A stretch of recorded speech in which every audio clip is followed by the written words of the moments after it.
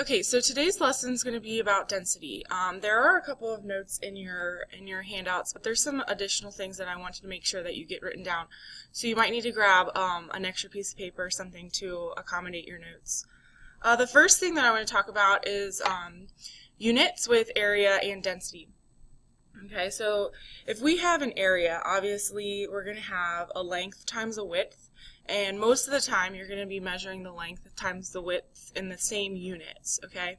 So if you have one thing times something else, units don't cancel, right? So we're going to have to multiply the units by each other, so ultimately our units for area will be centimeters squared, okay? Now density is a little bit different. Okay, and if you remember, hopefully you remember, I bet if I was to ask you what density meant, you would probably tell me about how much stuff is present. And that's kind of the small of it. Okay, so density is going to be the measure of a relationship between mass and volume of a pure substance. Okay, so whenever we're talking about okay, so mass and volume, obviously those two measurements are not going to have the same unit, right? Because if you remember our base units for mass, that was grams, and our base unit for volume was liters, but most of the time in chemistry we're measuring the volume in milliliters because the things we're dealing with are small. Okay, so density is going to be mass divided by volume, and unlike up here with area where you have centimeters times centimeters, you have two different units here, okay?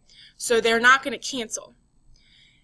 This is just like if I was to write something like miles per hour, right? Miles and hours don't cancel, therefore our units would be grams per milliliter. Milliliter measures a volume most of the time for a liquid. So if you see grams per milliliter, that's going to be density for a liquid. Where if you have grams per centimeters cubed, that's going to be density for a solid. Okay, so let's look at some examples here. This is what I was talking about. You don't have this in your notes, so you might need to write this separately. Okay, so how do we determine density? Most of the time, obviously, I've already said this, it's the ratio of the amount of stuff per volume. So if we remember the difference between mass and weight, mass deals with the amount of stuff present, okay? Obviously, this is going to be, density is going to be a physical property here, which is also important to note, okay? It doesn't change for the substance. Whatever a substance density is, it'll stay that density no matter what, okay? Alright, so if we had our equation on the previous page, density was equal to mass divided by volume. Okay, you notice that this is three variables present. Okay, so anytime you have three variables present, you can use the triangle to help you solve for other variables except for density. So here, if I was to put density here, density is equal to mass over volume. Okay, and I can use this triangle to solve for any other variable, right? So density is equal to mass divided by volume, where if I was to cover mass up, mass would be equal to density times volume. Okay, so let's write that. Mass is equal to density times volume. Where if I was to cover volume up, volume would be equal to mass divided by density. Okay? So that's how that guy works. So be familiar with that. So let's look at some examples here. The first example that I have is 10 grams of lithium, and it holds a volume of 19 cubic centimeters, okay? So if I wanted to solve for density for this block, I would just do 10 grams divided by 19 cubic centimeters. And if I was to plug that into my calculator, I would get 0.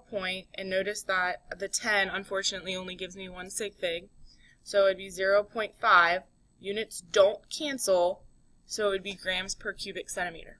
Okay? So you notice this takes up a lot of volume. However, if I look at water, water takes up a smaller amount of volume, but it's the same mass. Okay, so let's look here. So I'm doing 10 grams divided by 10 cubic centimeters, which is just equal to 1 gram per cubic centimeter. So let's think about this for a second. Okay, the numerator is not changing, Okay. The denominator is getting smaller. Okay.